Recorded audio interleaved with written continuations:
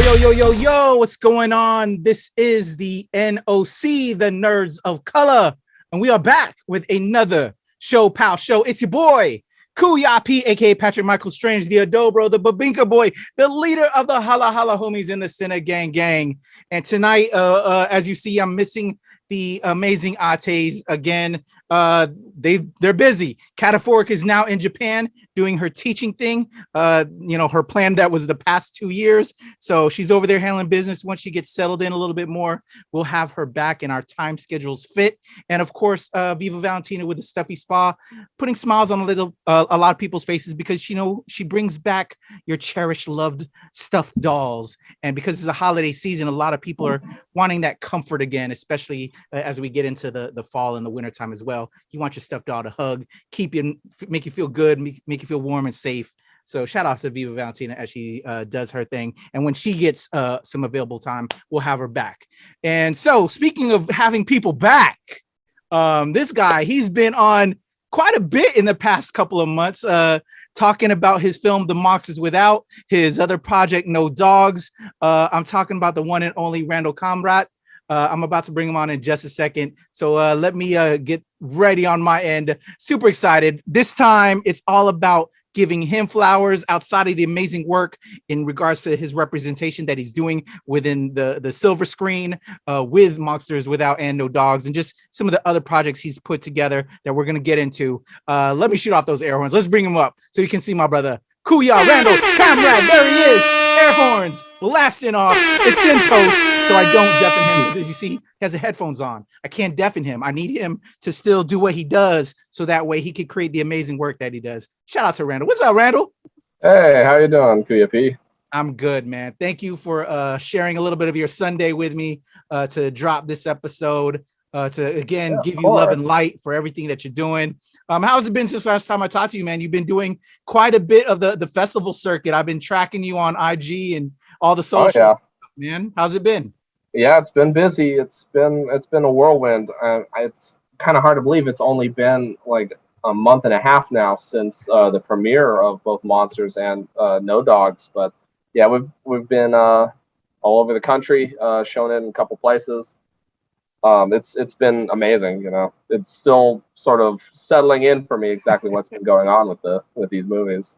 So what has the feedback been like, man? Just you're putting together work and that just as Asians, as Filipinos, where again, we don't get that love and light and we don't get that representation. What has some of the feedback been with some of the audience that has checked it out? Well, I think especially with No Dogs, which is the one that's really been to a couple of places now. It's been really, really positive. I think people have been very excited about the era that we're sort of exploring in the movie and the themes that we're sort of bringing up. It's sort of untouched in movie form, even in the form of short films that are festival circuit films. There hasn't really been anything, to my knowledge, that's sort of similar. So just right away, the reaction has been really positive. I think people are surprised at the fact that it exists, at the fact that we were able to make this sort of period piece, dramatic thriller. So yeah, it's really been great. That's awesome. I'm really excited that you are doing that. Because as we all know, if you are a student of history, if you're a fan of history, if it isn't talked about, if it isn't speaking about, if it's not in books, if it's not on really the screen, silver screen nowadays, that's where, it's hard to get people to pick up and read books and magazines. It has to be online. It has to be on YouTube. It has to be streaming a series or a film in order for people to like really get it. So definitely all the love that you're doing with helping get out the Watsonville Riot story. I hope it. I know Georgina, who we recently had back as well. She's trying to really push it into the feature film world, and hopefully that can happen.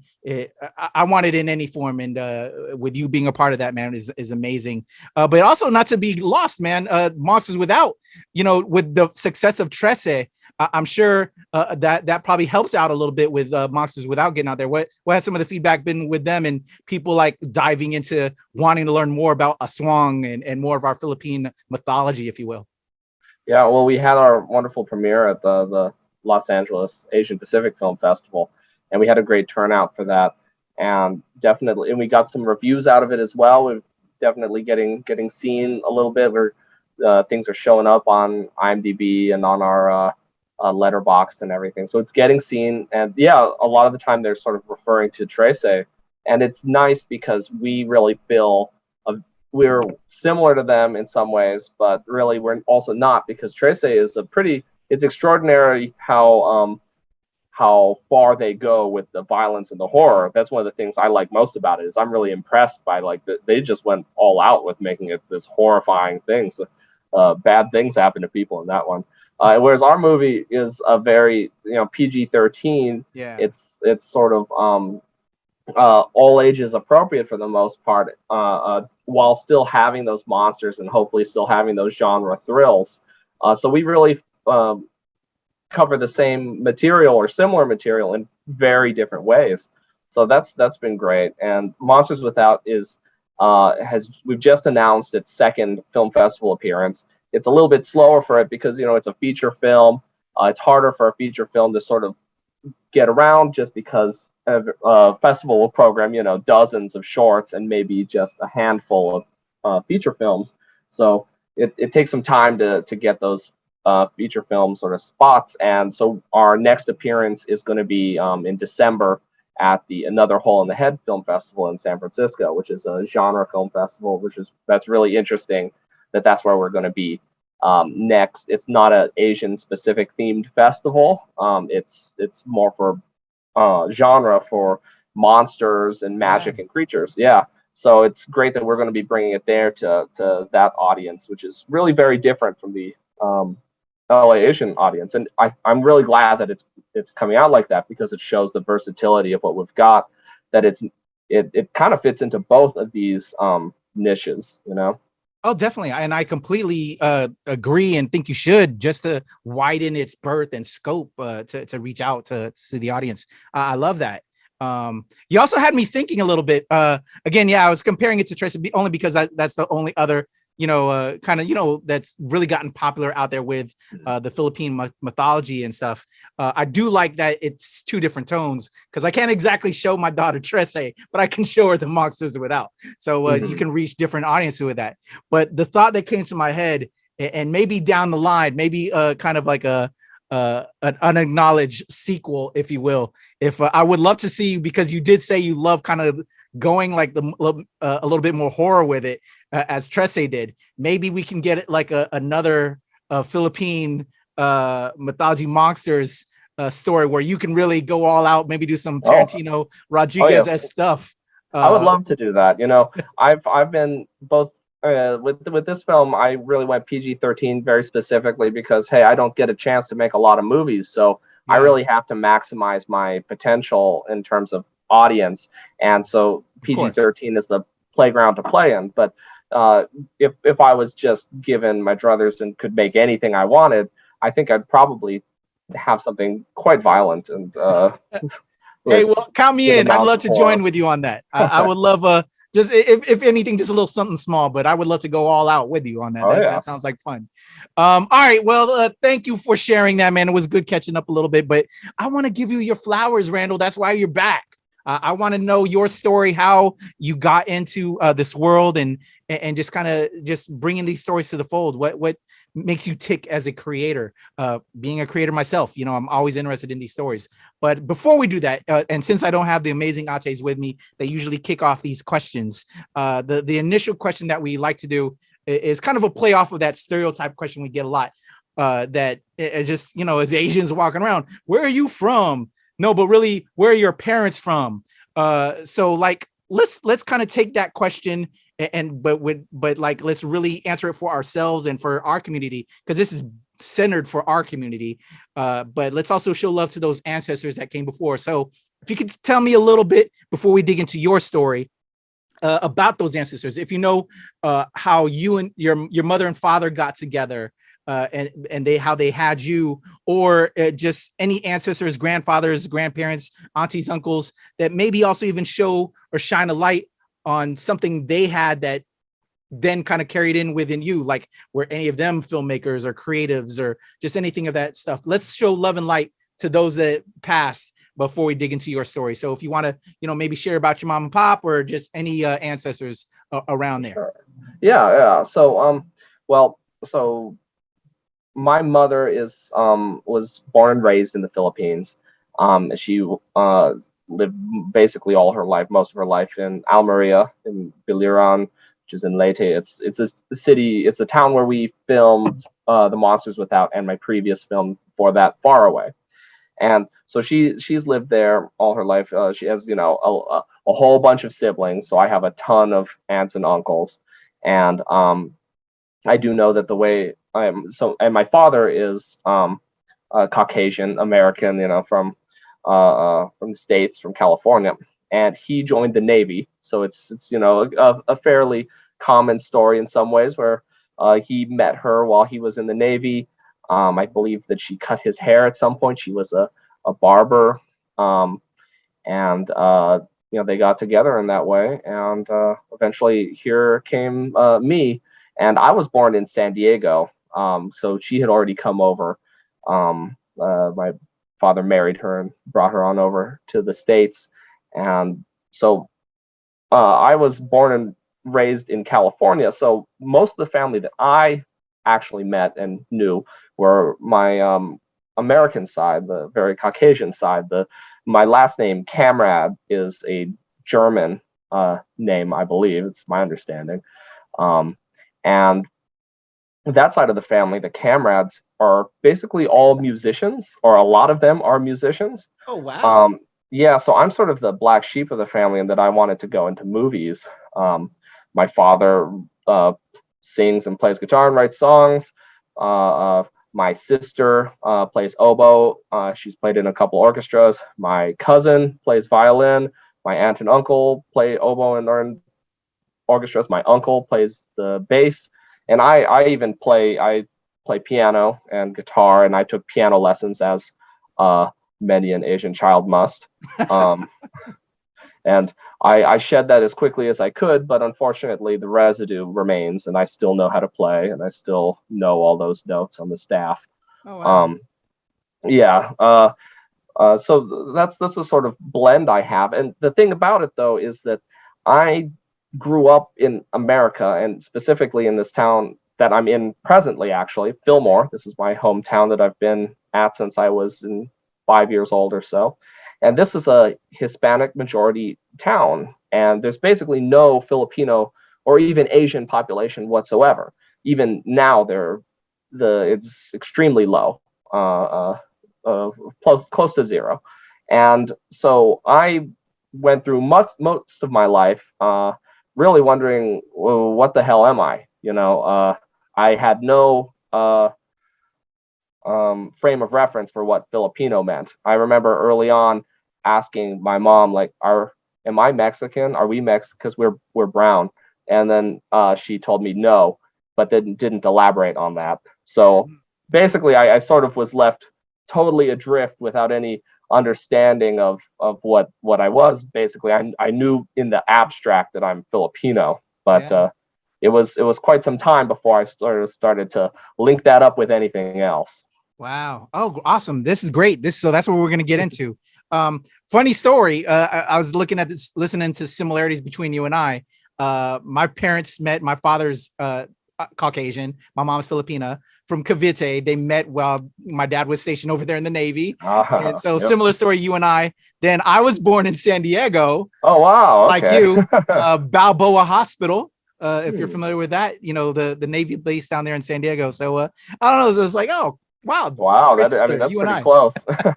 So, all right. So growing up in Fillmore, tell me about a young Randal between ages 1 and 10. What would your parents also tell me about you outside of that? I think early on I already started to show wanting to make movies. The story that I sometimes tell is that when I was in kindergarten, the teacher asked, like, what do you want to be? Asked all the kids what they want to be, and I actually did say I wanted to be a movie director. Now I came in and out of that. After that, I didn't consistently want to be a movie director my entire childhood, but pretty early on, I was like, this is definitely, Wow. the dream job. And it was because I was a huge fan of Godzilla movies, like 1960s era, sort of the original Godzilla movies. Oh, wow. Which, yeah, I still think those are like the greatest things and are really wonderful for the imagination of a child, because you're willing to overlook the poor special effects and instead be entranced by how imaginative they are. Yeah. And so I love those. And I asked my father at one point. Was it him that was putting it on? Like, you Yeah, who at was first. watching it? But then after that, I started to demand it, and I would play the VHSs over and over. And yeah, I have more to say on that. But I asked my father, like, who makes these? How do these get made? And he said the director makes them, and I didn't know what that meant, but I just thought, okay, so the job I want is movie director. However that happens, I want to be the one that's doing it. But my daughter, who is now 2 and 11 months, about to turn 3, I bought for myself a giant box set of Gamera movies, which, if you know who Gamera is, he's like Godzilla, but a turtle. He's a giant Japanese turtle monster from the 60s. I bought myself this box set because I love these movies. I put it on, and she started watching them, and she, oh, turtle, Gamera. She's been entranced with them ever since. And now she's basically taken the box set from me. It's all hers. Oh. And she knows all the movies, she knows all the monsters, and she's only two and almost 3, but she knows all the stuff. So I'm like, oh wow, okay, this is what it was like when I was little. Like, she's doing the same thing, except I think she's even younger than I was when I loved those. But she's super duper into the people in rubber suits monster movie genre. Oh, I love that. That's super cool. Yeah, I was really happy that happened, especially because all of a sudden my expensive Blu-ray purchase for myself was very justified. I was like, oh, okay, I'm not just buying it for me; it's for the baby, obviously. Yeah. Oh, that's awesome. I love that. That's so sweet. Just for them to on their own gravitate towards it. That's beautiful. I love that. It's something you can share and bond with. That's yeah. And my son too. He's 10 now, but he's a fan of the Godzilla movies, but not the older ones so much. He likes the new series, so he's seen all those the Legendary series. He saw them all in theaters and liked them a lot. So we're pretty monstery family already. And I guess going into, you mentioned like until like 10 years old. I mean, for me, movies, I started to make my own movies at some age, somewhere in there, on a VHS camera, and it was just grab toys of Godzilla and make them smash on each other and fight, and like, so that was my movies. I even have some of those VHSs still. Oh, that's super cool. Yeah, I very early on was like, I sort of just wanting to get my hands on it and do it, and not wait. And that's sort of been an ongoing thing, is just not wanting to wait, just go film the thing. I love that. That's super cool. The fact that you still got those tapes, that would be priceless, man. That would be super priceless to me. That's super cool. I love that. Okay, so we're now going from 10 years old into like, our formative school years, where we can actually then take, classes, not so much in middle school, it's more so high school, but you can actually get some professional training to, to things you like, like taking art class, or if you're into music, getting into band or anything like that. Let take me into those school years and like taking some of these things that you're passionate about. And then maybe, getting training in school. Did you like take electives or anything like that? How did you kind of pursue some of these things you loved as a kid? Definitely in those years. Well, at my school, they didn't have like a movie class or anything. However, plot twist, now they do, and I'm the one who teaches it. But I'll get to that part, I guess, when we get to that part of my life. But then they didn't have video production. So what they had was band. And so that's where I was. I was a band kid. And I played multiple instruments. So that was sort of my artistic outlet at at that time, middle school into high school. But I also started to expand my movie making, and that was all sort of outside of school type of stuff, because when I was in high school, that was when the magic of mini DV started to happen, where cameras could upload from their DV tapes to the computer and would look pretty good. And that wasn't true in the same way before with VHS. It was you couldn't do computer editing in quite the same way. So basically, like the moment that started, you could affordably upload stuff from camcorders onto computers. I figured out like, oh my God, this is it. And so I started doing that. I pirated myself a copy of Adobe Premiere Pro. Don't worry, I pay for it now, so Adobe don't sue me. But I pirated a copy and I learned on that. So I've been using Adobe since a long time now. Yeah. And I would start shooting movies with my friends, and they were very ambitious. The movies I would do, and I had a great group of very creative friends, people who were willing to be actors. I had one friend, Nicholas Medina, who is actually he's in Monsters Without, and he's in Far Away, and he's a really great actor and a writer, and we've been friends since high school. So he starred and wrote my first feature film, which I made in freshman year of high school, and it's an hour and a half long, and it's chock filled with special effects and green screens and every sort of crazy thing I could slap into that thing. And I mean, I didn't want to sort of start small. I didn't want to sort of build my way up. I was like, let's shoot a feature film and like let's make some monstrosity. It's borderline unwatchable, but if you were to look at it, you would probably think like, oh, this is the same director that made Monsters Without. Like it has the same level of like, we don't have money, but let's do it.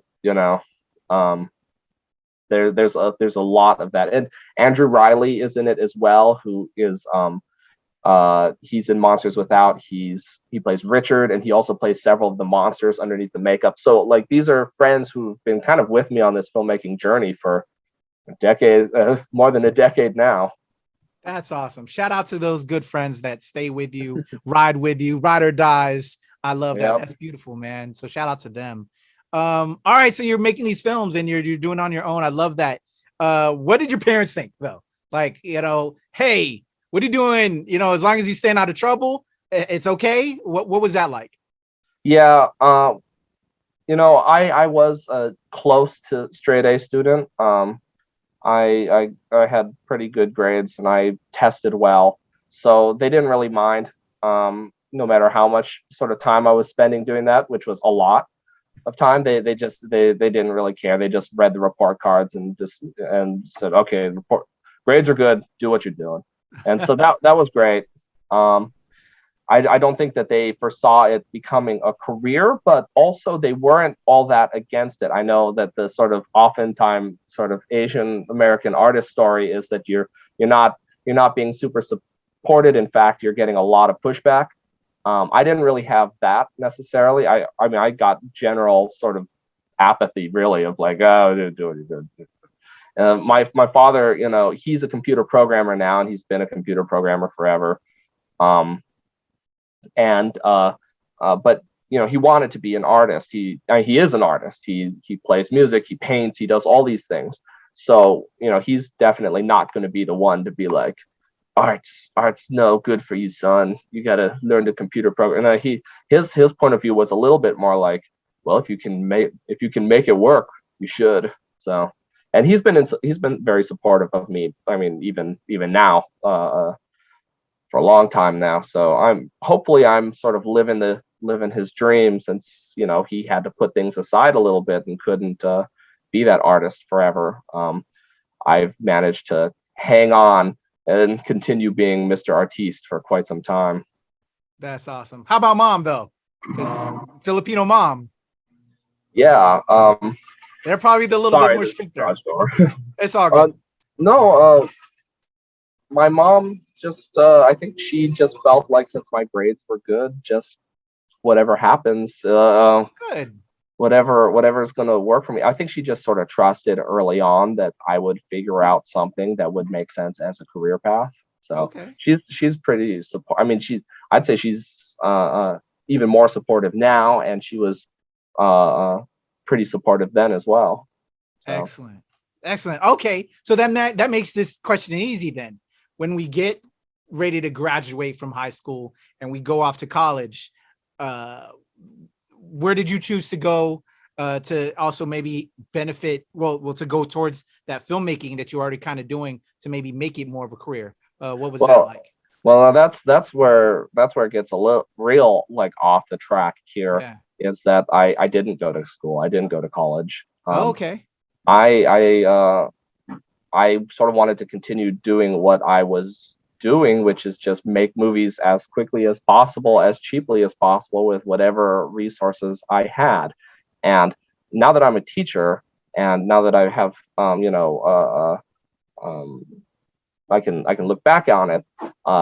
First of all, I don't regret not going, but also I would advise to everyone go to film school. I would advise people you should just go to film school. Even if it's expensive, even if you could make a movie for the same cost, and you should do it for the connections, for the people you're going to meet, because that's the thing that I had the hardest time with. I knew on the technical side how to make a movie for very, very cheap. I mean, right out of the gate.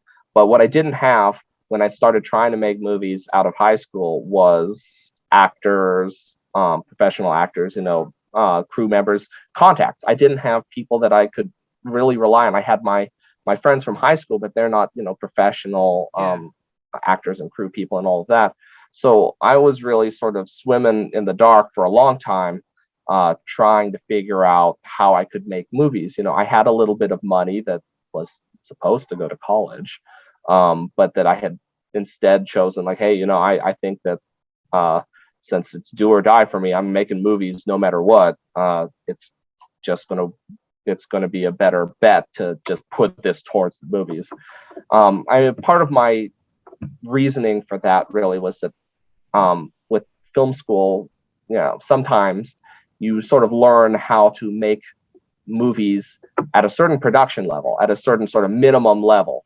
True. And I felt that minimum level was still expensive enough that it's the cost of a house still. Yeah. It's still extremely expensive, and you would be very much at the mercy of investors and things like that. And I just thought that, like, I had met people and heard about so many people that would go to school and afterwards would just struggle to make a movie forever. And they'd write scripts, they'd do all these things, they'd try and get investors, and they wouldn't be able to get anything made. Maybe they'd be able to be crew on other things. And for me, it was kind of like I will not go to my grave having not made a movie. Like I must make movies, and whatever is the most likely scenario to make that happen is what I'll follow. So that's sort of the rationale behind my decision. No, I feel that. that. I can definitely agree in different respects, but it takes the work. You got to do that extra work by not getting that professional training. So how did you learn, if you will? Obviously, you were since a kid taking that camcorder. You kind of learned the fundamentals. Did you read about the craft? How did you learn about just the different ins and outs? And did you you said you got Adobe Premiere? So were you like teaching Adobe Premiere to learn how to edit? Just what kind of extra due diligence did you do to be able to create, and get that work done that you didn't get, professionally or, technically from a school standpoint? Well, I'm sort of like an extreme sort of self-starter type when it comes to that sort of learning things, because I would say that in my case, and this isn't likely for everyone who tries the same path, but I think I got essentially an equal amount of technical training that I would have gotten anywhere else, and even sort of artistic training. So like even since middle school, I've been crazy about film history and classic films and classic film technique. And I was growing up in the DVD era, which basically meant film school was right there on your DVD special features. Oh, So yeah. you know the infamous Lord of the Rings documentaries, I like ate those up. Yeah. I watched them over and over and over. I listened to all the commentaries, and I did that for every movie that I bought, and I bought hundreds going into the thousands. Wow. And Criterion Collection movies. So lots and lots of Kurosawa, Ingmar Bergman, Orson Welles, all those sort of obvious figureheads that existed, and then even the niche sort of smaller ones that you don't hear about that much. I was going crazy over those, watching them. Throughout high school, I was like waking up at 4 a.m. Hours before school started. That way, I could watch Andrei Rublev, the Andrei Tarkovsky film, and get that in. So I was really trying to get a lot of education.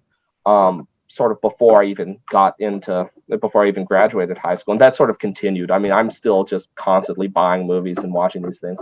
And then it was also the advent of YouTube. And in a lot of ways, the most current information on almost any sort of technical thing is on YouTube. I mean, my dad is a programmer.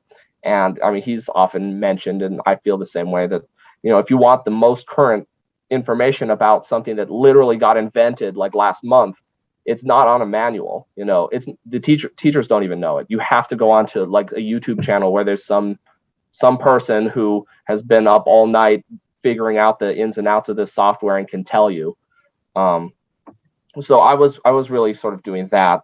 And I've never felt behind in any way, even after I started sort of working on movie sets. I've never felt behind in any sort of technical sense. I've always known exactly what's going on with the camera, the aperture, the shutter speed, yada yada. Like that stuff is book learning that can be pretty easily had. You just find the right book and you read it. I mean, Orson Welles has this story that he always says that his cinematographer before shooting Citizen Kane just took him aside for a weekend and taught him everything he says about cinematography. And people push back against that story, but in some ways it's true. Like the actual tools, the actual things you need to know can be taught very quickly. It's just having the artistic maturity to put it to use in interesting ways. That's the thing that takes time and takes a lot of study. But actually just learning which buttons to press to do what, that can be learned pretty quickly.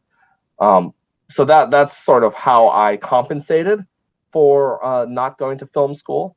But like I said, the thing that I quickly started to regret was the lack of contacts, the lack of people, the team that could make movies. And so I went in sort of the hard way on this, which is I'm looking at my IMDb right now to sort of remind me of the past, but I quickly started working on low budget films, short films, feature films. When they're low budget enough, they'll take you no matter where you're coming from. Oh yeah. Yeah. So I was an assistant director. I did a ton of these, but the big one that I think encapsulates it the best is I was the assistant director on a film called Zombie Ed, which is an extremely low budget zombie comedy film. You can find DVDs of it on Amazon.com. And it's, it is what it is. It's a low budget film that's really meant for a very niche audience. But it was an incredible chance to be sort of close to the ground and seeing everything that's going on, seeing what people do, how each department interacts and all this, and especially a great chance to be close to the director and see how she worked. The director, her name is Ren Blood, and she really taught me a lot on how to make an extreme, like a zero budget movie. She was able to wrangle up like 100 extras one day. Nobody was paid. Nobody was even given food. They were just like, she was just with sheer force of personality, like was able to convince them, we're going to have a great time. This is going to be fun. We're going to make a movie, and like got them all there. And then she was so voracious in getting them pumped up. And I realized like, oh man, like part of being a director, like is at least for what she's doing, part of it is being an act, being a show. Like you are a showman and you've got to get everyone like on the wavelength you're on and get them all to have a good time, because it's going to be a lot of hard work. But if you can convince them it's fun, they might come back tomorrow and you might be able to keep shooting your movie. And there were a lot of ups and downs with that movie, and I got to be there sort of, helping solve some of them, but also just observing how the director solved them. And just having that experience and a whole bunch of experiences like that really prepared me for when it was sort of time to do my own films. I love that. Yo, I gotta say, for everybody watching this, y'all know a little bit about my story from all of these ShoPowSho episodes and maybe all the other podcasts that I do. But Kuya Randal just really dropped some gems. One of my questions while you were talking, or what was going to be my next question, were some of your artistic influences and recommendations. And you dropped you dropped a lot of them in there with some of the directors you were watching and following, and as well as, being a self-starter and getting up on YouTube. As you said, it'll take a while for that manual to come out. So here you go, instant information on anything that somebody can, who's in the same boat as you, can upload it and share it with you on YouTube. So I really love that. So some great recommendations and influences there. I want to also add when you were talking about picking up DVDs, I'm a DVD collector myself, Randal. I have those big black leather binders. I threw away the cases because I didn't need the cases, but I have probably like 30, 40 black leather binders that hold about 500 DVDs a piece. Oh, wow. DVDs. And I have like a whole DVD profiler app that keeps track of all my DVDs. But nice. Yeah, so big into that. I'm a filmmaker myself. Shout out to Robert Rodriguez, who in his DVDs would do 10-minute film school. I don't know if you remember that, Randal, but he had like a bonus feature. Oh, there we go. You didn't see it on the screen, but Randal just showed up a DVD because it was on me talking. Here, let me put it to both of us right now. There you go. There we go. Yep, Rebel Without a Crew. It's his book, yeah. You know what's up, man. Yeah, I give Robert Rodriguez a lot of credit for me as well with those little 10-minute film schools and a lot of his films that he would add as bonus features. But good stuff there, Randal. It's funny and wild how you and I share very similar circumstances in different ways, and especially in the film and self-starter aspect of it. I want to continue on with the film, but I want to also bring back, because we are ShoPowSho and we represent our Filipino culture and also growing up and learning that we're Filipino. As you stated earlier, growing up, you didn't really have a lot of Filipinos in your immediate circle or in Fillmore, right? So as you got older, becoming aware that you are Filipino, can you just tell me a little bit about finding that other aspect of yourself? Because obviously you're brown, you have brown mother. Just what was it like? Did you ever experience any racism? Just tell me a little bit about culturally your upbringing and then coming into yourself. No, actually that's perfect, because I'll talk on this topic, and actually the answer to this is the next phase in my life, basically.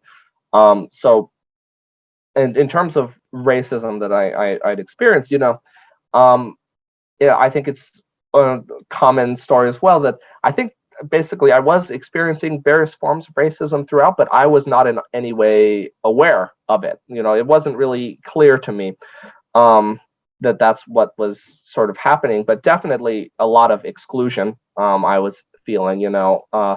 Culturally, there's a lot of things that things that I'm essentially not invited to, I can tell that, I'm the odd man out in many, many situations, both amongst, I have a wide variety of friends here in Fillmore, but, there's things that are very specifically sort of Caucasian feeling events that, I'm sort of, I feel quite odd at. And then there's the Hispanic sort of things that, I don't know the traditions, and I've never been taught them. I don't have anyone to teach me those things, and no one taught. So definitely a lot of just sort of awkward exclusion of like, okay, I don't know how I fit in here, but okay. A lot of I have my Caucasian side of my family who's very sometimes they're very fancy. You do a lot of we go to concerts at concert halls and all that, and I feel quite in some ways comfortable there because I'm a musician myself and all of that, but also uncomfortable because it's kind of like, well, there's nobody that looks anything like me around here, feels a bit odd.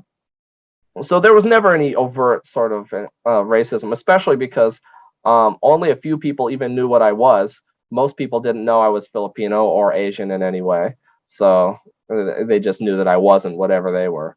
Um, um, and the way this connects to the rest of my sort of life story and is that so I've been trying to make movies for quite some time, and I in fact shot two feature films straight out of high school, which are very bad, and you should not look for them.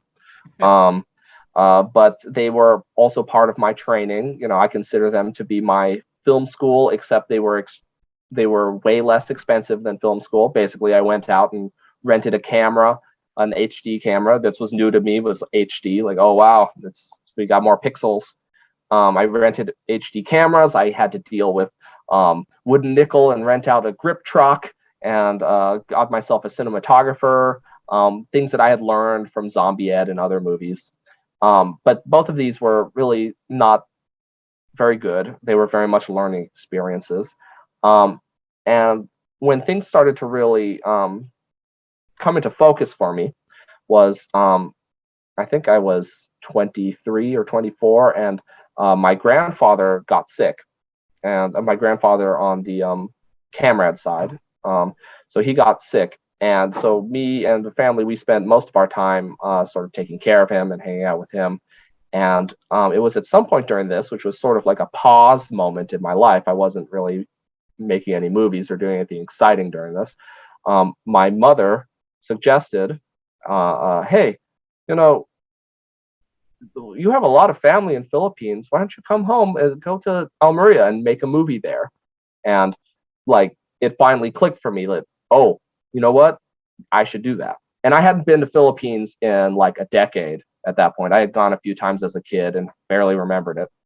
But I realized, like, hey, that is what I ought to do. That's sort of what's special about me, is that I'm Filipino and I don't know anyone else who is, and I ought to try and figure this out a little bit. And maybe I can figure it out in movie form. And so I started to write a screenplay. I had a lot of time, sort of while the family was, with my grandfather, and I started writing. And the big inspiration I had was basically the only big thing I remember from Philippines, which is the jeepney.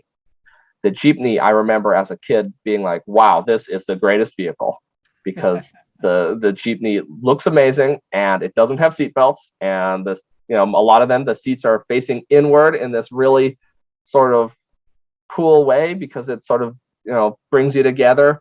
You know, you're all facing each other. And I thought it was just the coolest thing in the world. So I was like, let's write a movie, and the jeepney is going to be the centerpiece of this movie. And that turned into Far Away. And I worked on the screenplay, worked on it. I came up with the idea that it should be this road trip adventure about a Filipino American young woman. I picked young woman because I often have females as the leads of my movies because there just aren't enough. So I was like, just make it that way. You know, that's just the logical thing to do. And so she's coming to Philippines, and she's on this sort of quest that it's very mysterious.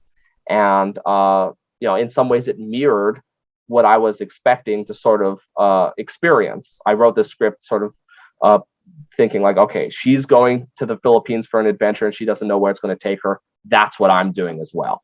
And I cast some friends of mine from America, two Americans to come over, including Nick Medina, my high school friend, who's also in Monsters Without. And you know what, I managed to talk a handful of my friends into dropping everything, abandoning their lives, and coming to Philippines for 5 months with me.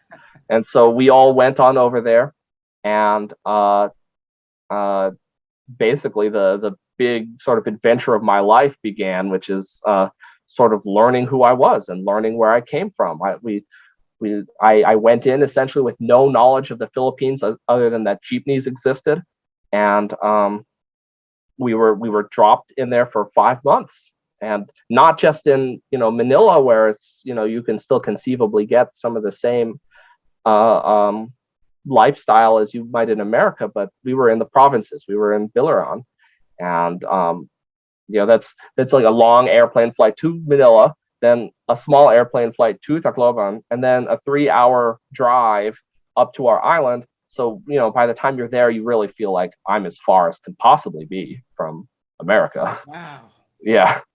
And, we were stuck there for 5 months. We had relatively little money, everything that I could gather, enough money at least that I had put aside money for food. So we knew that we could eat. And then my family had a house there. So we knew we'd have a roof over our head. But beyond that, we didn't have much at all. I had just purchased a Canon 5D camera, one of those at that time a new DSLR, which I felt was going to be able to capture this thing pretty incredibly, and a little bit of equipment, very sparse. But we did it. This is the part of my life where I have so many stories to tell. It's almost hard to narrow it down.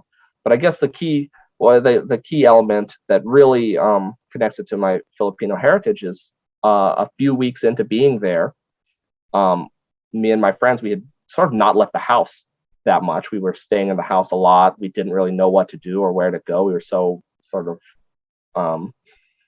scared and shy a little bit. And that's when a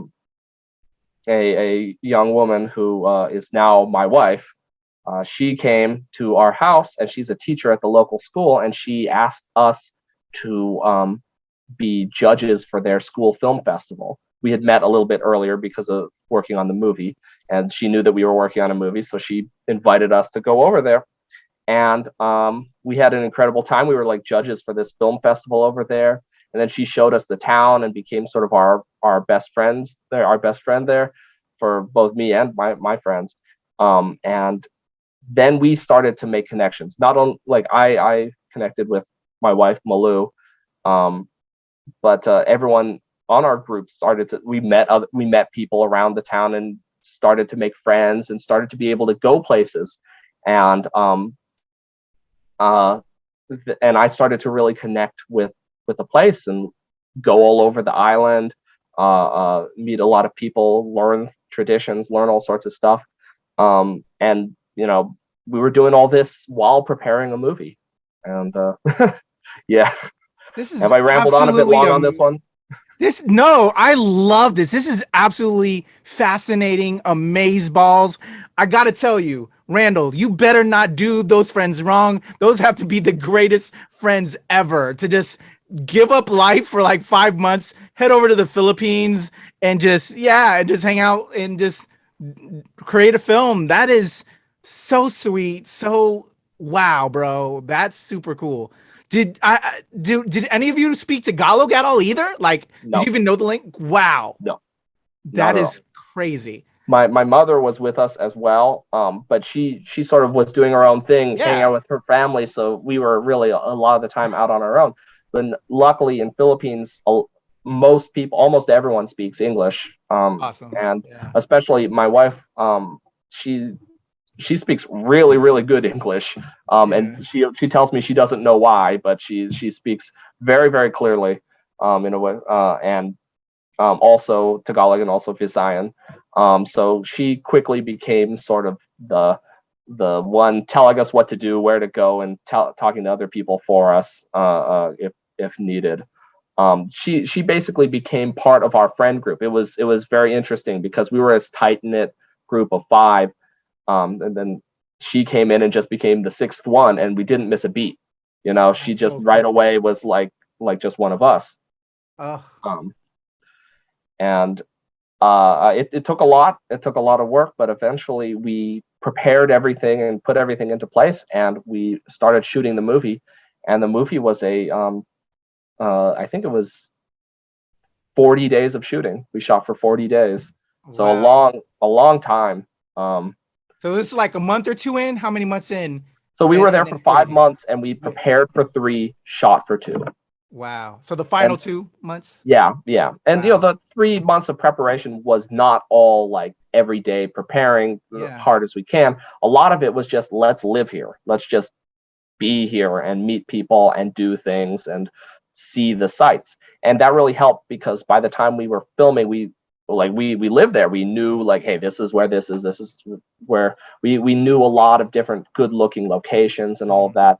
It wasn't just sort of feet on the ground, start filming right away. We became a part of it. I mean, I'm terrible at remembering things, so I never learned much Tagalog while I was there, but some of my friends actually started to learn a decent amount so that they could like get along. Like now, like for them, and they've gone back to Philippines occasionally, like if you just drop them at a spot in Philippines, they know how to like haggle with the sika driver and get to wherever they need to go. Like it was good because it helped us to not feel like we were tourists, because we were there long enough.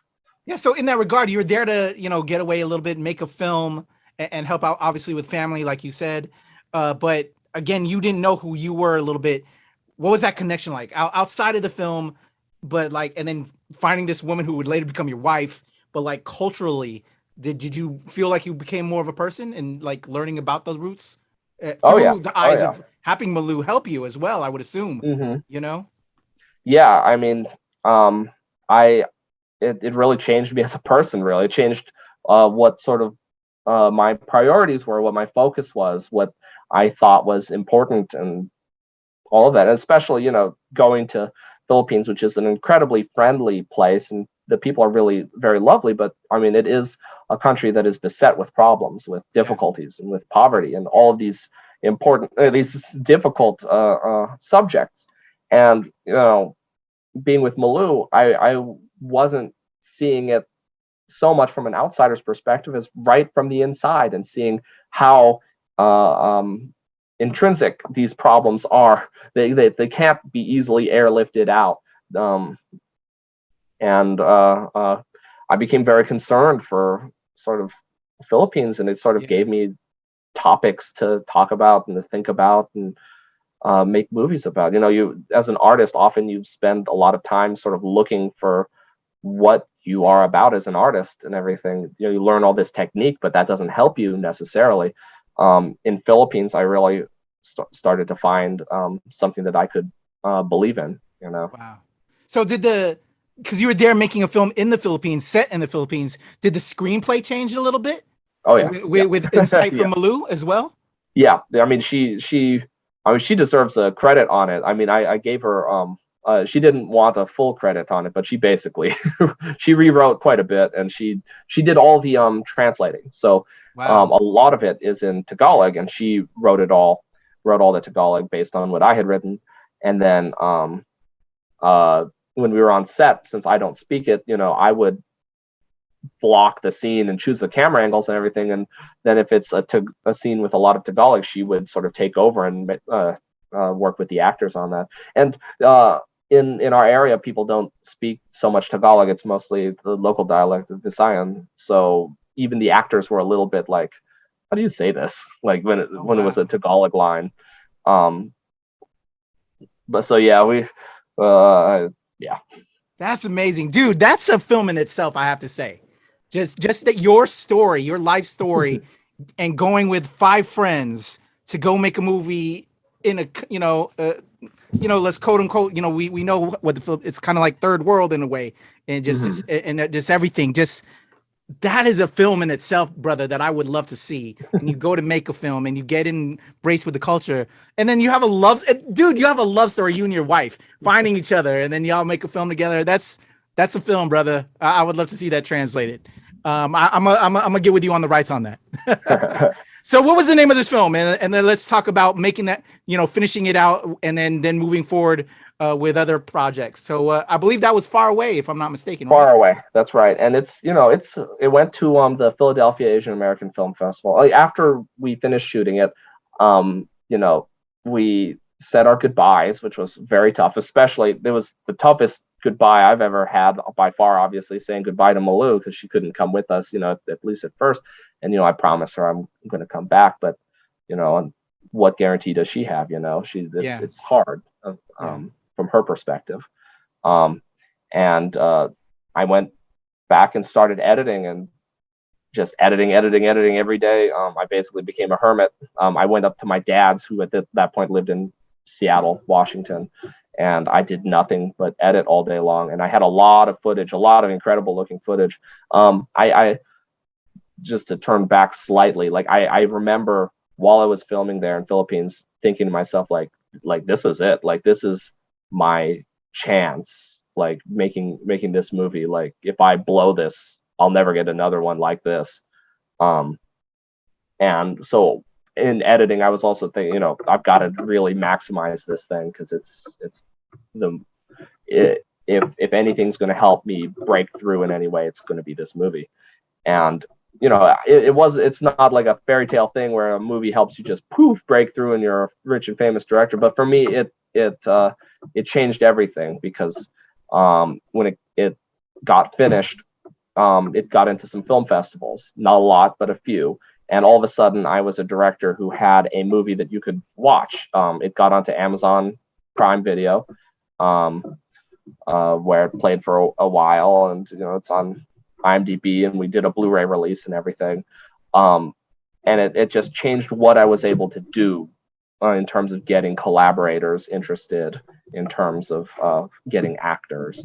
All of a sudden, it was as though I'm a real movie maker.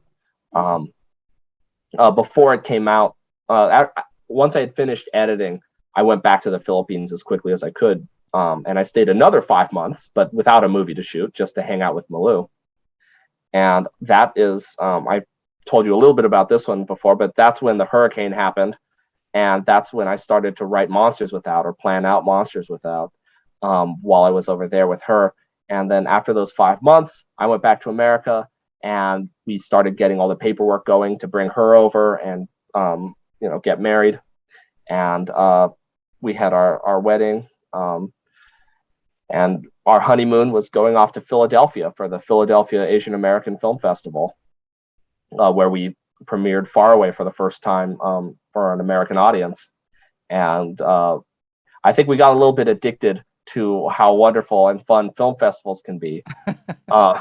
And which is tough, because we basically didn't get any more of those until last month. So it's been a long time, and it's taken a lot of patience, but we really loved showing it for an audience at that time. The Far Away did also play at a festival in Philippines, the Cincuento Film Festival, which was really great. It was in Manila, in Intramuros, the old Spanish city section of Manila. And that was really great as well. So I've been sort of hopping back and forth, not so much these days, but as much as I can between America and Philippines. That's sort of awesome. Since then. Yeah.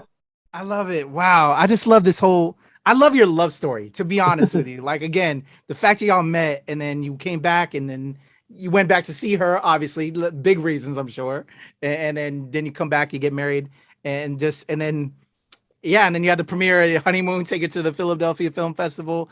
How has being finding this person? I know for myself, when I met my wife, at the moment, didn't know I was ready, but then, when it's the person, how has that changed you as a creator, as a filmmaker, or as a person, really? Well, I mean, definitely, like you said, you kind of know that, you're in some ways you're not ready, but like this is the time, and you have to answer the call. And it was pretty apparent to me, quickly after meeting her, it was like, okay, like this will never happen again. Like this is the one. So whether it's financially inconvenient, since I'm not making a lot of money at that point or anything, whether it's financially inconvenient or not doesn't sort of matter. This is you don't follow this love story as it is. If you don't follow it, you're going to regret it forever. So may as well sweat a few dollars and like practical issues, and live without regret instead, which is much better. And it's changed me in a lot of ways. We have 2 kids, and I'm living the father life, and I don't think it's incompatible with professional life or with anything else. I think it's a key part of it. I think being an artist, having family and having those people you care about, I mean, wouldn't it just be awful if like all I cared about was sort of cranking out movies all day long. And they're not really about anything. Instead, it's good to have something to care about and to talk about, and that in some ways my movies are all in a little way this way or that, about the connections I have, my family, my countries. Yeah. I love it. I love it. For me, and adding, and I'm sure this is the same with you. It changes perspective a little bit, gives you perspective, if anything, and just give you drive. It definitely gives you drives and passion, to just all of that, and leave them with something as well, and that you all can be proud of. And I love that Malou was very instrumental with Far Away, in that regard, and then and then taking it further. So, love it, love it, love it. All right, so now you knock Far Away out the gate. That's touring. That's was on the festival circuit. You write Monsters Without, I think, on that second or third trip, right? Now the decision to go back to the Philippines again. You've been back and forth to the Philippines a lot. I have yet to be there once. That's one of my big. Yeah, you've got to go visit our home country, my brother. So. Tell me about, making that return trip. Did Malou join you? How did this all come together in doing the Monsters Without back in the Philippines? Well, Monsters Without in a big way was let's do it again, bigger, better. Everything that we had problems during Far Away. I mean, things that affected the movie. Everything. We had such a great time, and we had so much magic sort of happen, but there were also, we're stuck in the Philippines. So sometimes we were mad at each other, and then the next day we're all best friends, and then the next day we're mad. And, that sort of thing can affect the movie in various ways. And plus, I had written it while I was still in America, and it, looking back at it, it is not, the most wonderfully inclusive movie in the world. I mean, I think it stands up just fine. But I didn't have that connection yet with the Philippines, so I wanted to make sure this movie did, and that this movie was coming from that perspective. And that's part of why it's really begins and ends with these monsters, with the legends and the creatures. We did everything we could to improve upon the production of Far Away, which meant one thing that we did was everybody was paid. Everybody got paid at least something. Better than what they would have gotten paid if they were doing their day jobs. That's everybody in Philippines, everyone in my family, everyone coming over. And part of the big purpose of that is so that, when it's hour 12 of filming, I can say, hey, you're paid, you signed on, you knew what this was, we got to keep going. And it worked, basically. Everyone was very happy about it. Everyone was very happy to be there. And so we were able to push it a lot harder. We had better locations this time. We had better camera. We shot in 4K this time. We had all the monster. We basically really geared Monsters Without as much as possible to just being the improved version of Far Away without losing any of the virtues that Far Away had. Also, Far Away is an hour and 55 minutes, whereas Monsters is an hour 39 or hour 29. An hour 29. It's a lot shorter. We wanted Monsters Without to be fast and tight and immediate in ways that Far Away wasn't. And we brought as many people back as we could. And one of the big things that we did was we really made sure that everybody knew what Philippines was going to be, that they all knew it was going to be hot and humid, and that they weren't going to have access to coffee, or at least not the coffee they want. In Philippines, quite often the coffee you wind up with is Nescafe, which is instant coffee that already has sugar and cream in it as a powder. You're not going to find yourself a whole lot of black coffee unless you're, in the city. We really made sure everyone was very aware of what they were walking into, and we even built in vacation days into the schedule. Wow. The backdrop you're seeing here, let's see if I can reveal it. This is area near Biliran, which is this really amazing set of islands that people are great for swimming and vacationing. And, we set aside days in the schedule for like, hey, we're not going to film on this day. If you want to, you can come with us, and we're going to pay for you to be on a boat, and we're going to go out here and we're going to drink and swim and party and have fun. And basically everyone signed up.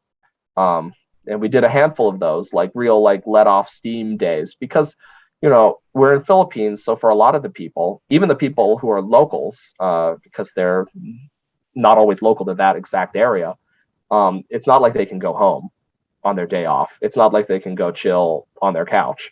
So we have to try and supply that. So we made sure to build that into the schedule, just to keep team morale up all the time, to make sure everyone's having a good time.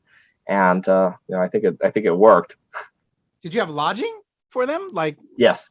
Okay. Well, so I have my house. Malou has her house. Malou's aunt also chipped in and has her house. Okay. And then we did get hotel rooms for like Jake Macapagal, our big Manila star. For the most part, people were happy just staying at the houses, because they're basically just as nice. And we'd make breakfast and everything. We really wanted to be very like a family affair, fun thing.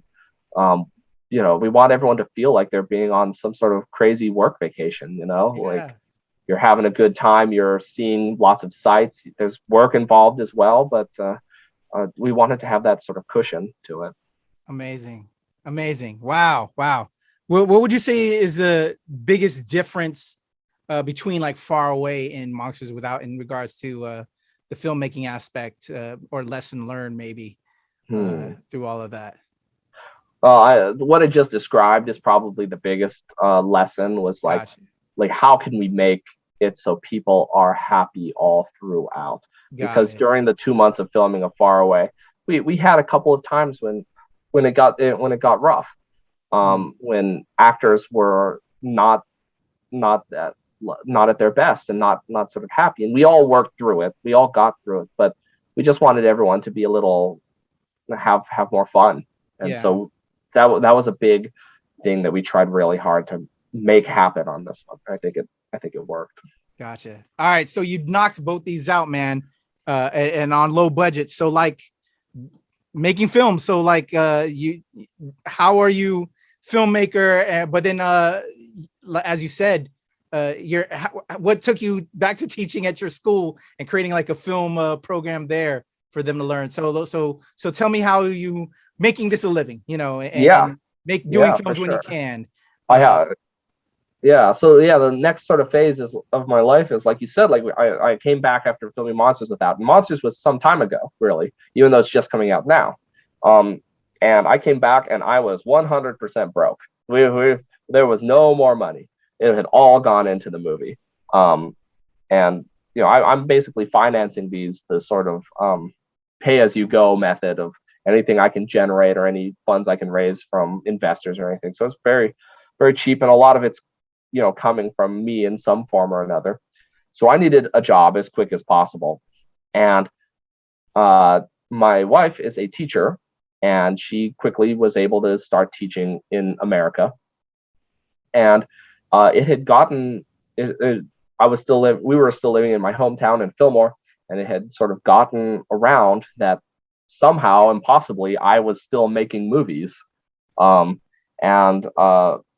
my teachers in high school, they knew that I was making movies all the time. They saw me with cameras, sometimes filming in school. And one of my teachers, Mr. John Wilbur, he was now the principal at Fillmore High School, and his video teacher was quitting, and he needed a new video teacher ASAP. And so he called Malou and he asked, "Is Randal still making movies? Is it possible for him to come?" And so I thought, like, oh, well, I don't have a degree. I'm not qualified. But it turns out that there is a sort of division of high school called career technical education, which is entirely about career education and sort of separate from the usual general ed. And the qualifications they want for that is different, because they understand that, for example, if you want to get a really expert skilled car mechanic, that guy's not necessarily going to have you know, a 4-year degree, 6-year degree, whatever, that expert car mechanic is probably going to have gone straight into car mechanicking when he was 16, you know. So if you want to get that guy, you need to change what your qualifications are. And they basically did the same for film. They weren't looking for someone with a piece of paper. They were looking for someone who had been making movies for more than 10 years and had, you know, references that were impressive. And with after Monsters Without, I kind of did. I did have those things. So I gathered up the best references I could and, you know, put all my ducks in order to make clear what my level of experience was. And I managed to get the interview. And during the interview, I really pitched, you know, what I intended to do, which is, you know, I'm going to be teaching at the school where I went, at the same middle school and same high school that I attended. So my goal would be to create the video program that I wish I had been able to take. I wanted to just be the teacher that, in my imagination, would have existed and would have provided a comprehensive view of filmmaking, and that I was going to be very, very hands-on and not theoretical. This was all going to be about practical knowledge, how you make a movie, how you frame a shot, how you choose the aperture and the shutter speed and all of those things. And they liked that. And so I got hired on, and I've been there ever since. I mean, this is I think my 5th year or 6th year, something like that, teaching now. So I've been, teachers, of course, have a high turnover rate. So, I mean, I wouldn't say I'm a veteran yet, but I've outlasted quite a few people now. So I'm kind of an entrenched part of the Fillmore education system at this point. And I've got great students. And, you know, I love working with them, and I love doing it's teaching is a lot like movie directing, where you've got a lot of people all running around and they all want to do different things and have different ideas on what to do. And you've got to kind of corral them and get them to focus on doing it right and get them to do it. And it's similar to directing in that you're on your feet all day long, and you can't let anyone see how tired you are. Yeah. So it's worked out. It's been it feels like it feels like directing. So it's kind of like, you know, I'm lucky that my day job is basically an offshoot version of the dream job, you know. Yeah. Oh my God, bro. Okay. I love this. So I asked you the question, how finding the person that, you know, you would call your wife and the, you know, and spend the rest of your years with, and how she would change your life and finding love. How has now, as you said, you know, the dream is obviously, full-time filmmaker, but you're now teaching and you're teaching film. So it still kind of goes hand in hand. How has being a teacher and as you said, working with these kids changed your point of view now? Obviously you're teaching them, but they got to be teaching you a lot of things in many different ways with their approach. It's a new generation and looking at things. What has that been like? Well, of course, there's the just general thing of, you know, I'm learning from their passion and learning from their spirit and all that. But then, like, I'm literally learning things, as in, like, you know, these are kids and they don't know how to do things, but they do know how to just sort of innovate and find solutions. So it happens all the time that I see them like come up with something I hadn't thought of, and I can just file away in my brain like, oh, that's a smart way to do that. Especially there's a lot of kids who they're real whizzes with computers, and once we give them the computers with the editing stuff, you know, in our groups, our filmmaking groups, there's usually like 1 or 2 kids in each group who is like becomes the designated editor, and is, you know, some computer geek type who just dives right in and can create these incredibly complicated editing schemes with all the special effects and all the titles and everything. And it's great to watch them and sort of see what they're doing and see what techniques they come up with. And, you know, I teach them a lot of stuff, but I also teach them like, hey, I don't know everything. You know what does know everything? YouTube. So if there's something you want to do that you've seen in another movie that I haven't taught you, you can ask me, or you can just type it into YouTube and find it. So a lot of the time, like, they'll surprise me by doing some sort of tricks that I hadn't taught them or I hadn't thought of. So yeah, it does feel like I'm sort of part of a filmmaking community, except it's a community of high schoolers that I sort of have helped to build. So it's very strange, but it I is love it, definitely, man. yeah, I yeah. love it. I just had I forgot what interview this was, maybe like a month ago. Somebody reminded me or just kind of instilled in me because my daughter is on TikTok and all that stuff too. Like TikTok is like the new ADR. It's ADR, in a lot of different ways because they take like these songs or just clips and they just basically are doing ADR over these clips that they're doing and stuff. So it's creating film students or film makers with all these little quick things that they post up in like less than a minute, all that. And There's they still have a a lot different for us to language. learn. Huh? They have a different language, really, of Yeah. filmmaking, and that's something that's it's not going to go away. The students that I have, I'm teaching them sort of filmmaking techniques geared towards sort of feature films, but they're always putting in things that they learn from social media as well. And I support that. I think it's very interesting the way that you can sort of combine these techniques. Totally.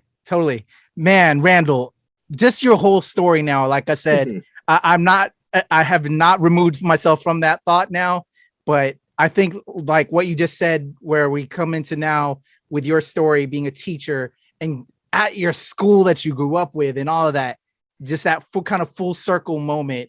And just, again, I love going away, far away to go do this film. You fall in love, you get married, you come back, and then now you're teaching. Just that is like a filmmaker's like story, like inspirational love story, all of that. I want the rights. I want to work with you on the rights. Let's make that into a film. I want the Randal Kamradt story. I'm surprised at how it's worked out myself. Randal, this has been a true pleasure, my friend. Anything I know right now, as it took a while for Monsters Without to get out there, and we had you on and we talked about that. Shout out to Jake that came through, and then you're working with Georgina on the No Dogs, and we have that on the ShoPowSho channel. So go check out those interviews with Randal and on both the No Dogs as well as Monsters Without. How do we cap off this story a little bit to talk about the future moving forward? I have a little bit. So there's, after sort of becoming a teacher and then sort of coming into our present day, one thing that's sort of strange for me in my story still is that I still hadn't at that point really any connection with the Filipino American community. Basically, I had lived in Fillmore with Hispanic and Caucasian, and then that's that. And then the Philippines with purely Filipino, and living very much after a certain amount of time trying my best to sort of live as a Filipino, but I hadn't connected in any way really with Filipino Americans, which is really not at all the same as Filipinos. Very true. Very true. So I hadn't really any experience with that until really recently, because so I started to go occasionally, not as often as I'd like to, but me and my wife went to the Philam Creative meetings back when they had those before the pandemic, and we met a few people. We met Edwin Santos and shout out to Edwin. yeah. And he's been on ShoPowSho as well, prior guests as well. And he's in Monsters Without, and we met a couple of people, and then I got involved with helping out with Lumpia with a Vengeance, and I started doing the visual effects for them, and a lot of late night sort of chats and hangouts with AJ, and talking to Patricio as well. And once the movie got finished, I had through my VFX work become an associate producer on the film. So I started trying to go to all the festivals that they're going to and just sort of meeting them and the team and meeting people. And it's been really interesting to try and finally make it some sort of connection with the Filipino American sort of culture, which is and now that Monsters Without and No Dogs are sort of appearing, it's nice I'm appearing on these shows with you guys and talking to all of you. It's interesting because I was watching like your show before I was on, and a lot of the other shows, the Edwin's show, and the various other ones, and just sort of listening and trying to like think like, okay, this is what the Filipino American experience is like. For a lot of people, like, there's so many differences, and it's not all the same, but there's certain connections, and I started to sort of see those, and I went back and I watched all the movies that I've been hearing about or could track down. So I saw The Debut, and I saw um, uh, Rod Polito's film, The Flip Side, and everything I could get a hold of, Vampiraya, the first Lumpia movie. And I was just sort of trying to devour these and sort of understand to a better extent this Filipino American culture that, whether I have whether I've been part of it or not for a long time, now all of a sudden I'm here, and I'm sort of a little bit representative since I'm here with these movies. And so I really want to do respect to that culture as well and sort of understand it. And that's why I'm so glad that No Dogs came along and that Georgina brought me in to direct that, because that is really a quintessentially Filipino American story. And it's about, this history that, goes way back to the 1930s. And I'm just so gratified to have contributed in that way and have felt like, hey, not only have I had the opportunity to connect with my roots in Philippines and make those movies, make things that are hopefully meaningful to people, but now I've been able to make this movie No Dogs that's meaningful to Filipino Americans. And it's incredible good luck, and I'm really glad and grateful that it's happened. And I'm just glad that I had sort of the skills and the talent to be able to do a good job and to be able to make them good enough that they didn't bring shame on anyone or upset anybody. Well, Randal, man, I'm honored by your words and saying you checked us out, and just I love our people in our community, and just how it's such also small world, like with everybody. Like I know Edwin, Earl, Patricio, AJ, all these cats, and then also through ShoPowSho kind of came together last minute for me last year, because I've been a filmmaker for a long time, but I'm all the way over here on the East Coast. You're over there on the West Coast. All of these people we've mentioned are all kind of West Coasters. So I'm like few and far between, or at least the Filipinos, I think on the East Coast, we kind of just do our own thing. It's not as such of a community as I feel that you all have out there on the West Coast. So it's been difficult. And so I've kind of like found other avenues on like industrial work as a filmmaker, as an actor, but like on the filmmaking standpoint, directing and writing on industrials a lot. But pandemic happened. I don't know if I told you this, but like that's how ShoPowSho was born, because of the pandemic, and just wanting to find my roots again and connect with my culture. So meeting guys like you and everybody else, man, has just been so amazing. And I feel there's a great renaissance happening. Like you're networking through Film Creative, just all of these relationships that are building. I look forward to hopefully working with you one day, along with Patricia. He and I have been talking about different ideas, and other creatives, and Lawrence Iriarte, who I just recently had on too. He was the DP with Patricio on Lumpia. And Earl, me and Earl is in an acting class together. Earl Bylon, shout out to Earl. We want to be stoner brothers in some kind of film coming up soon. But yeah, man, I love us. I love our community, and I love what you're doing for the community. And I love that you've kind of connected, and just it's filmmaking that brings us together. It's our culture that brings us together. But we all have similar goals and mindsets, man. But I love your love story, and I love that I got that now outside of the two other interviews that I had with you, where again, the work that you're doing is just so meaningful and so amazing. But then also to get your love story is so beautiful, and I want that to be a film, dude. Like I want to turn that into something. That's just so sweet. Randal, last thing, and you should be familiar with this. And until the next time I have you on, because again, right now this is just a snapshot. You're still creating. You're teaching, but you're still a filmmaker. And I said with all my other prior guests as well. Please come back. Let's this is just a snapshot from then to now. Next time we will just do whatever project, and we'll reconnect and talk about lessons learned in between those times, because man, I think we're off. I feel like I'm building a ShoPowSho family, and I consider you family now with this, and I want to show you love and light as you continue to grow and build and do what you do, man, and just pay you respects. So anyway, last question. I'm getting sidetracked, but I just wanted to make sure I tell you that, man, because I really appreciate you, brother. Thank you, Through man. this internet that we're doing our thing. You know this question, so it's the not question. If you were to give a nerd TED talk on anything, it can't be anything we've talked about in the past. Give us something Oh no, brand new. I'm starting to run out of things then. Give me something new. What do we don't know? What does the world not know? what other What do talent you do I do on the have? side when you can have your own time outside of film and family, where you could just what do you enjoy? Is it a good book? Is there a particular series of books? Is there a video game? Are you a gamer? What do you do to just kind of maybe decompress? How about that? Oh boy. Because I think I talked about video games last time, which was Yeah. yeah, that's what I ruled out of being able to talk about that one. I spent a lot of time. I think I alluded to this last time. I didn't elaborate on it.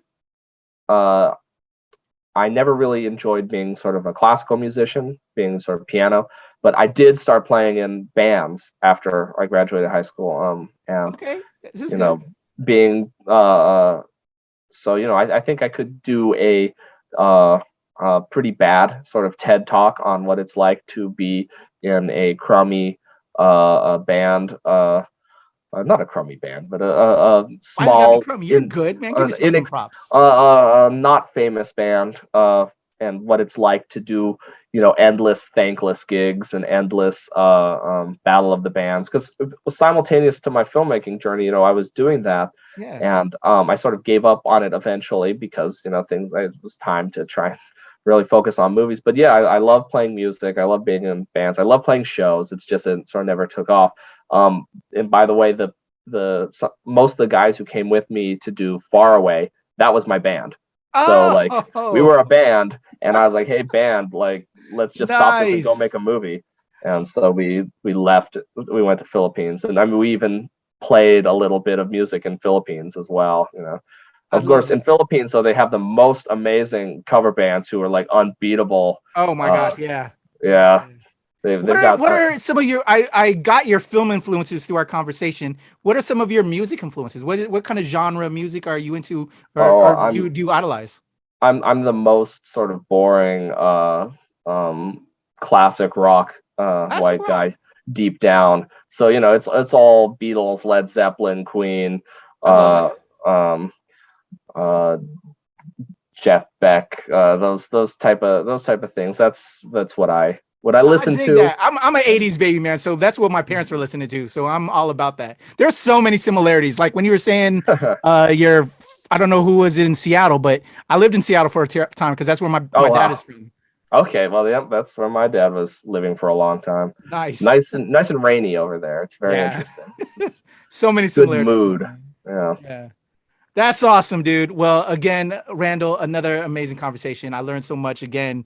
Your love story needs to be a film. Like it has so many great nuances to it that I think would be amazing. Please come back when you have time. Yes. And for those that may not have seen the other 2 episodes, let's let them know before we leave out, how can they follow everything Randal Kamradt? How can they check out Monsters Without? Let's throw those socials out there for those that are listening, and I'll put the information in the in the description as well. Sure. On both Instagram and Twitter, I'm at Monsters Without, with no space or anything, just Monsters Without. I've merged my identity with that movie at this point, until the next movie, in which case I'll have to figure out something. But yeah, that's where I can be found. And of course, I have my website, which is www.randalkamradt. Once again, no space or anything, just one thing, randalkamradt.com. There you go. Follow my boy Randal. He's awesome. When he drops his next project, or if he ever wants to come back and just talk shop, I would love to have you back, Randal. You're welcome anytime. I'm excited. Thanks, brother. For me, your boy Kuya P, it's at the legend Kuya P on Twitter, TikTok, and IG. Over at the Nerds of Color, of course, at ShoPowSho, and at the NRW and at New Release Wednesday, where nerds rule the world. Another ShoPowSho with my Kuya Randal. Until the next time, the next ShoPowSho. Mahal kita, salamat. We're out of here. Salamat.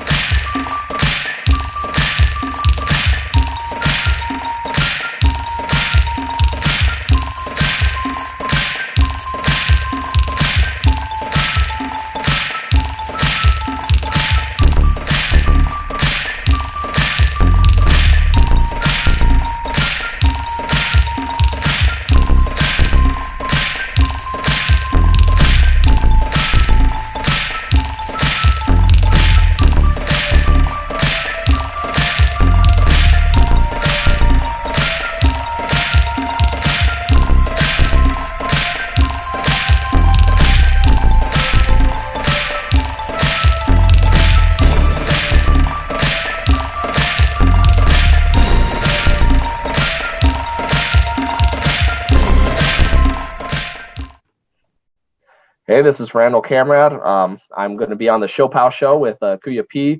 I will be telling my story, and I hope you guys will join us.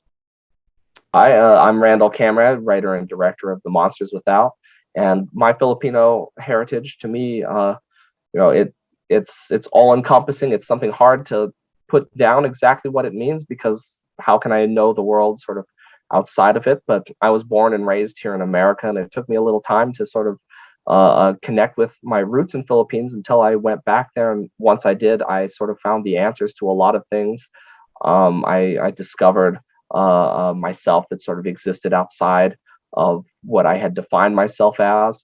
And my heritage in the Philippines, it really helped me to understand where I'd come from and sort of who I was. So it's impossible for me to describe really what it means to me, because it's all encompassing, and I know nothing outside of it, but I know it's an important part of me.